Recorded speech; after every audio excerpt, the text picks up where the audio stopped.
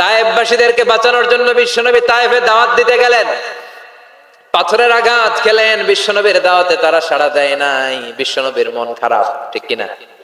মন খারাপ হয়ে বিশ্বনবী নাখলা নামক খেজুরের বাগানে ঢুকলেন। সারা গা দিয়ে ঝরঝর ঝরঝর করে রক্ত পড়েছে। বিশ্বনবীর সাহাবী যায়েদ বিন হারেসা কুয়া থেকে পানি এনে বিশ্বনবীর মোবারক দেহটা থেকে ধুয়ে ধুয়ে রক্ত পরিষ্কার করে দিচ্ছেন। বিশ্বনবী রাতে সেখানে ঘুমালেন। ফজরের সময় নামাজ পড়তে শুরু করে দিলেন। বিশ্বনবী ফজরের সালাতের পরে কাঁদে, হায়রে তায়েফবাসীরা মরে যাবে। হামলাতুল জিবাল, পাহাড় রক্ষী ফেরেশতারা এসে বলে, নবী আপনি শুধু আদেশ দেন, তায়েফের দুই পাশের গিরি পর্বত গিরি পাহাড় দিয়ে এমন ভাবে চাপা দেব, তায়েফের ছেলেগুলো মুহূর্তের মধ্যে পাউডার হয়ে যাবে। বিশ্বনবী বললেন, না, আমি ওদেরকে ক্ষমা করে দিলাম।